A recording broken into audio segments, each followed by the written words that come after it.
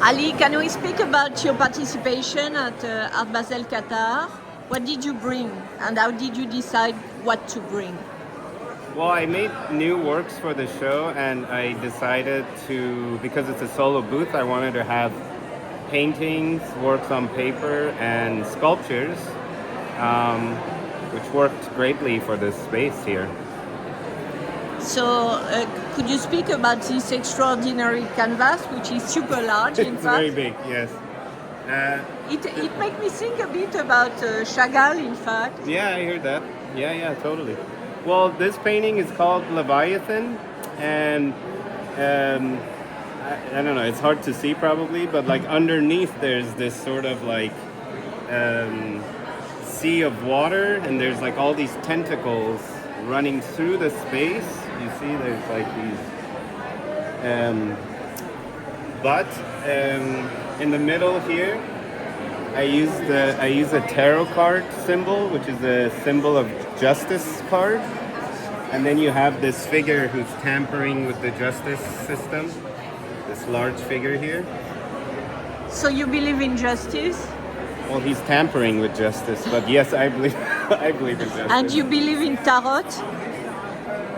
Yeah, I think I believe it in a sense that I believe in images in a Warburgian sense, you know? I feel like images hold power, and they're archetypal images that exist in our psyche, and I always want to understand why we have these images and their meanings through ancient Near Eastern time until our advertisement of today.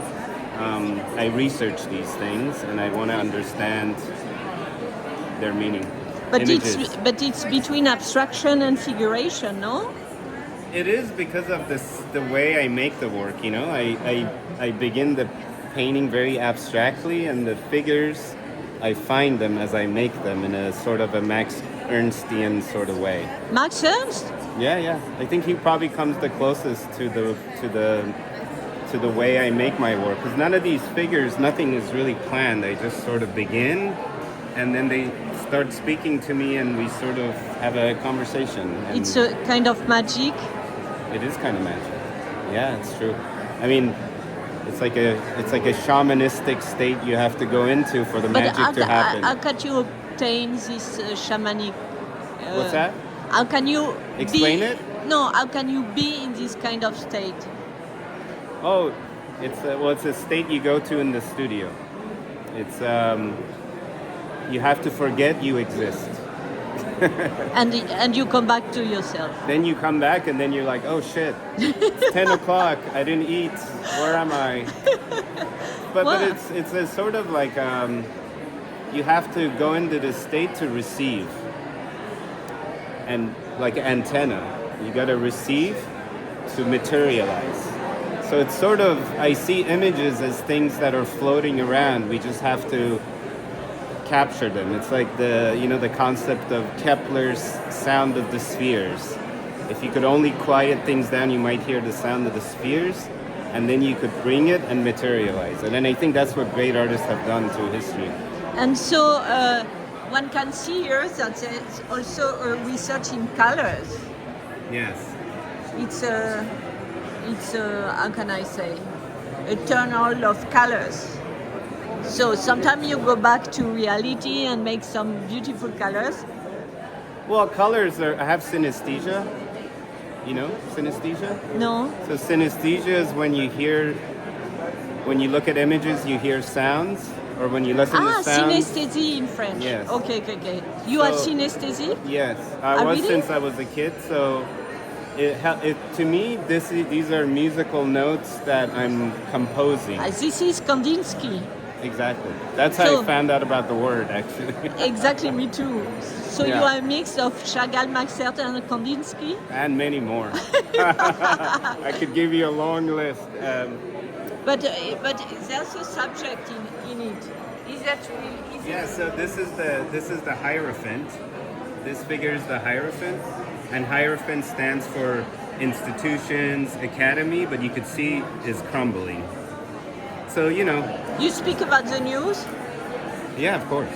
and for example, is there an obvious related message here? Well, I wouldn't say obvious. Well, yeah, if you dig into it, it could be obvious, but I think it's more like I like to look at patterns. Like, what pattern are we repeating right now? And what is the pattern now? I look at a lot of 1930s and 40s, unfortunately. Yeah.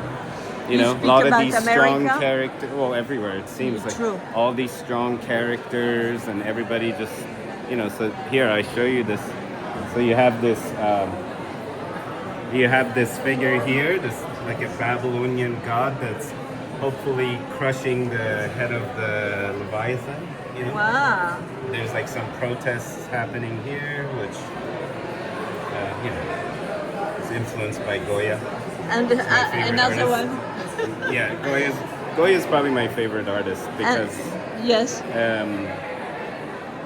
well, I think he was a social critic. You know? Very much. And there's so much truth in his work. And he didn't care about anything. Exactly. He was didn't care. completely free. Exactly. That was amazing. That freedom is one of the only things that exist for artists, I think, because everything else you could be blocked. You want to make films? I don't know. You might not be able to make the film you want, but I think as artists, as I was saying, because you're receiving, you're not being didactic. You're sort of catching what's in the air and materializing it. So But still, it wants to come out and using me as a vessel in some ways. lucky you are free. Well, sometimes, yes. But so this very large, exceptional painting, how long did it take to make it? It took a few months. A few months. Yeah, So 'cause I you only come and come back. I work on one painting at a time. So it means you come once and you come back and you come back Yeah, every day. every day. Every day you show up in the studio and things might happen or not happen, but it's okay. Like, you could go in the studio and read or draw, but you got to trick yourself to be there because you never know when it's going to speak to you. Merci, monsieur. Merci.